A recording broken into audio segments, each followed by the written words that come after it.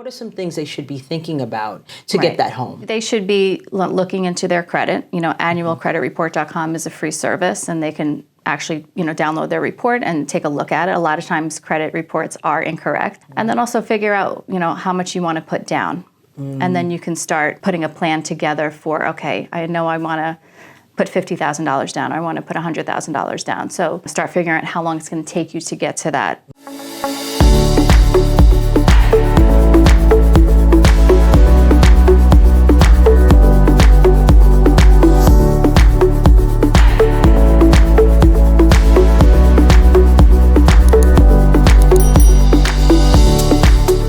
Welcome to Conversations with Verdel Jones, where we share enlightening and informing conversations, and we empower your passion with purpose.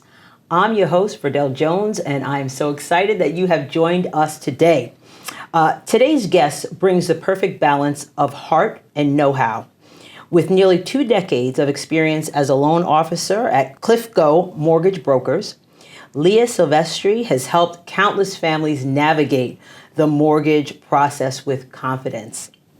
From first-time homebuyers to those looking to refinance or renovate, she's there to help them. Today, we're diving into something that affects all of us, financial literacy. So I know you wanted to talk about financial literacy. So you know what? Let's just get started on that. And we're also going to talk about home ownership and how to attain that by planning for it.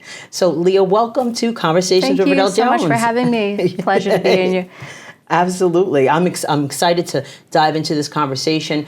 When we had, when I asked you what you wanted to talk about, one of the things you did mention was financial literacy.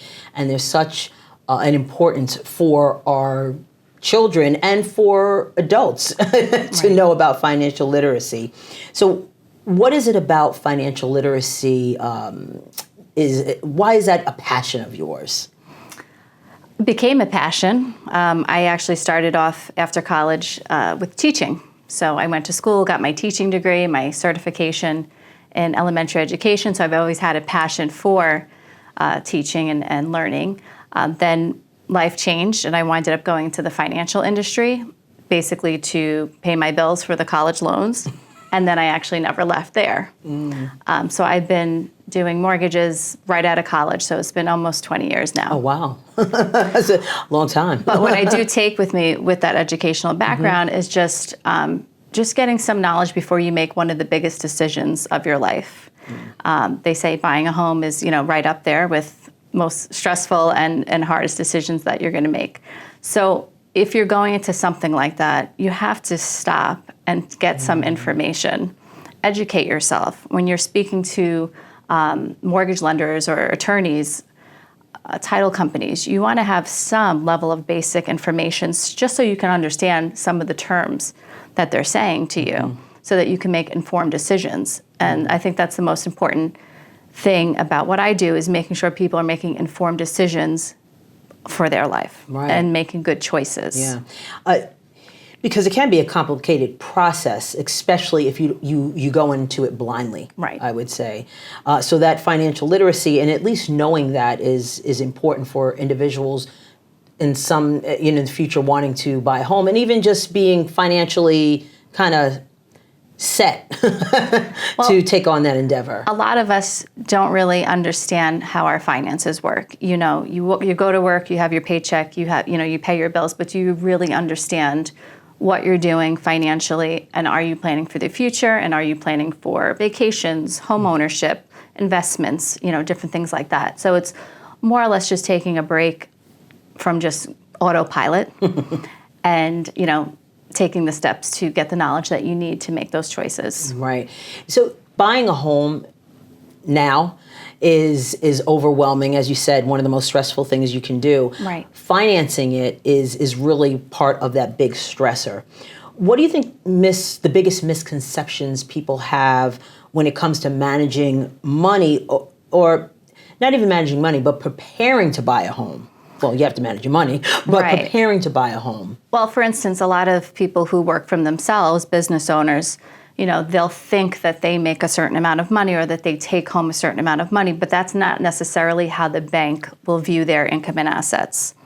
So it's important that you have somebody, a bank or a mortgage professional, really dive in to say, hey, this is actually what we can use to qualify, and this is what you actually can afford based on how a bank looks at, your situation. Right. So that would come into play. So it's like, don't do any guessing games. Right. Because there is a way that people can actually find out how much they can afford. And I know you had mentioned something that you offer a pre-qualification for at no cost for people. Of course. Can you talk a little bit about that? Sure. So when you have any interest in starting that process to purchase a home, or maybe it's a second home as well, definitely go through the process of getting a pre-qualification. So that means that you've put in an application, your credit has been pulled, and we're looking at, what are you actually bringing in, income and assets, and we do an analysis off of that. That's a starting point. Mm-hmm. I always recommend going one step further and getting a pre-approval. So that means that, okay, you told me you make $100,000 a year, but I need to actually see those pay stubs and those W-2s. Or if you're self-employed, let's take a look at the tax returns so that we can actually calculate the number that is going to be supported. So it's not a hard process, but it does take a little bit of time just to gather your pay stubs, W-2s, bank statements, or however your income is, situated. And then for certain, okay, I can go and start looking for homes in this price range. Mm-hmm. And you're not wasting your time, and you're not wasting your realtor's time because you've come prepared. And also, it's a very competitive market, especially on Long Island. Right. So when you have that, when you've done the work, the seller's going to look at you a lot more seriously. An individual wants to buy a home. What are some steps that they could take before they even get to that pre-qualification process? What are some things they should be thinking about in reference to building up their financial literacy, basically, to get that home?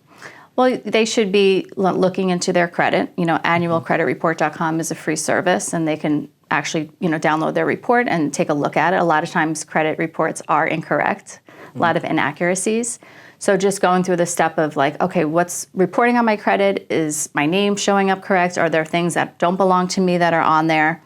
So go through the process of looking at your own credit and making sure everything looks accurate. And then also figure out, how much you want to put down. And then you can start putting a plan together for, okay, I know I want to put $50,000 down, or I want to put $100,000 down. So, start figuring out how long it's going to take you to get to that. Mm-hmm. Right. that savings. So, when you talk about money down, I think a lot of barriers to individuals getting a home is that down payment. Right. Are there any strategies or any programs or any help that people can get for that? There are a number of programs, and especially when you work with a private mortgage bank, which is where I work. Okay. I was previously at a corporate bank for 18 years, so I know both sides of the coin. Mm-hmm. But typically with a bank, they have their own set of offerings. But when you go to a private mortgage bank, they have access to tons of other lenders. So it's good to just kind of figure out what your appetite is for your down payment and how much you want to spend. And then you can really negotiate and navigate, the different lenders that have less of a down payment or, more competitive rates depending on what you're looking to do. So options is always, key. Right, absolutely. So because if I worked at XYZ Bank, I might have said, I'm sorry, I can't help you. Because you're locked in. Right, or they only have this is their products. Okay. But when you go to other lenders, your eyes are open. Like even me coming from corporate and then going into private. And I was like, oh no, you can't do that kind of stuff. And nobody's offering that. And it's not true. Okay. There are so many investors that have different appetites for certain loans. That's very interesting. So don't feel discouraged if one bank says they can't help you. That doesn't mean there aren't other investors that are interested in your scenario. So is there a standard you have to have worked for 2 or 3 years before you can get a mortgage? Or is there a standard thing that people could take a look at and say, all right, I've reached this point in my life, now I can start thinking about having a home?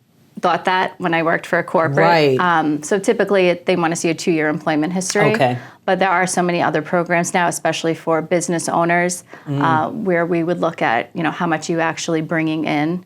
Look at like a 12-month business bank statement program or profit and loss statement program. So never get discouraged. Just make sure you're talking to the right people and they can properly guide you. Right, because I would think that... Because again, I've told people no many times on the other side. The other side. And then this side is a lot of yeses. Right, because like you said, it's so competitive. Right. So the earlier, from what I'm hearing, the earlier you get started in thinking about it, right. The better you're off, and really kind of doing your research. And I think most people think of one way to get a mortgage as opposed to there's other options available. And I was that person. Right. I thought that way. But you don't know until you know. Exactly, right? Exactly. So as a mom and a professional, how do you balance teaching your own children about money and helping them build confidence in their future? Well, I have a 7-year-old daughter and a 3-year-old, and oddly enough, I'm the Girl Scout troop leader for our troop. And Girl Scout selling cookies. That has been a big program with the girls, and we have fake money and putting out commercials for starting their own business. Their cookie business. And then, collecting the money from their customers. So just that program, the Girl Scouts, has been instrumental in that grade level to kind of just get that basic understanding of money and how not everything mommy and daddy don't keep giving things for free and there's no work involved. So it's good to just start seeing that, like, you have to work to earn. This is a good question for someone who's in the financial area and has children. Right. Allowance or no allowance? I mean, it's a personal choice. And what? How do you teach, like, for parents who want to teach their children at a younger age about responsibility? How can they go about that? I mean, when I was younger, I had an allowance. I think at the time the going rate was $10 a week. Right. My grandparents gave me stuff that they needed done in the house. So for me, it was motivation, and I felt like I was getting something for my work. Right. But not everything should be I do something for transactional. Money. Right. But there should be certain things that the child can do to earn and to learn work ethic.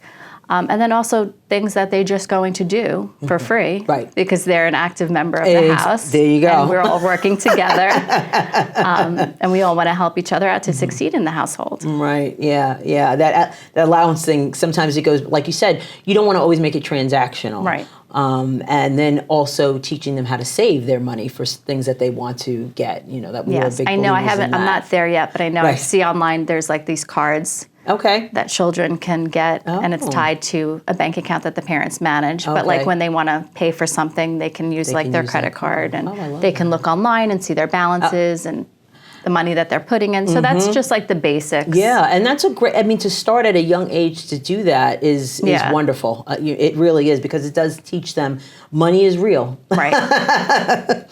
So you started off, as you said, as a educator, as a teacher. You have a company called WhizKidz Tutoring as well, and it focuses on supporting families. So how do you see the financial health intersecting with the with the educational piece? Right. So WhizKidz is not my company. Right. Me and my husband run the Long Island branch. Okay. So that's a great opportunity for just helping kids get to where they need to get to. What I'm seeing constantly is schools teach one way, and a lot of kids learn 5 different ways. Yeah. And if you're a kid that's not learning the way your school teaches you how to learn, you may fall behind. You may get discouraged. Yeah. So a lot of, that's what I'm seeing. It's just a lot of kids learn differently, and they're not getting that support at school. So when we have that extra help come to the home, they look at the student and say, okay, well, how do you learn? How do you study? We have kids that'll look at their material for 2 hours but not absorb anything. So as soon as you can try to help the kid unlock the techniques that work for their brain, they feel confident and read something and actually absorb it. What is one simple financial habit that you wish every family would start today? For me, when I was going through a tough time financially when I was younger, I couldn't figure out how to start saving. And I had bills and I had this and I had that. But I said, you know what, let me just open up an account where money's taken out of my paycheck every week. I don't see it, it comes out. And it just gets, put in there, and I don't touch it. And I think the account I used at the time was like Amex or Barclays. It's like an online account. So it's not like I can just walk into the bank and say, okay, I want all my money. So it was kind of became an automatic habit. And then one day I took a look at it. I was like, oh, wow, this is good. I'm starting to save. Yeah, I love that idea. So even if it's $20, $20 adds up. Right, it's $20. And you're not thinking about it. It's automatically coming out of your check. You don't really miss it too much. But then you're doing yourself a favor because eventually it compounds. And it really does. And I did that also. Yeah. Put it away and you don't even look at it. You can't. And you'd be surprised how it could Forget grow. about it. Exactly. Forget it's even there. Exactly. So we're going to do a quick fire round. I'm going to ask you a couple questions. First big purchase you ever saved up for? My house. That was almost 4 years ago. Okay. Yeah. Coffee or tea when you're deep in number crunching mode? Unpopular opinion, but I don't like coffee. Okay. So I do drink tea, and I like green tea. Gives me a lot of energy. All right. Without the jitters. It's true. I go to coffee. I can't help it. Yeah. Let's see. What's a money lesson you wish schools taught earlier? Probably just the savings portion of it. Just that things are not free, and that we do have to work for money. Right. So just that not everything is just given to you.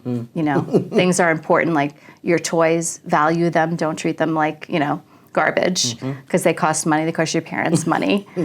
So just treating things with respect, knowing that they did cost something and we had to do something to get toy. And one word that describes your financial philosophy? Growth mindset.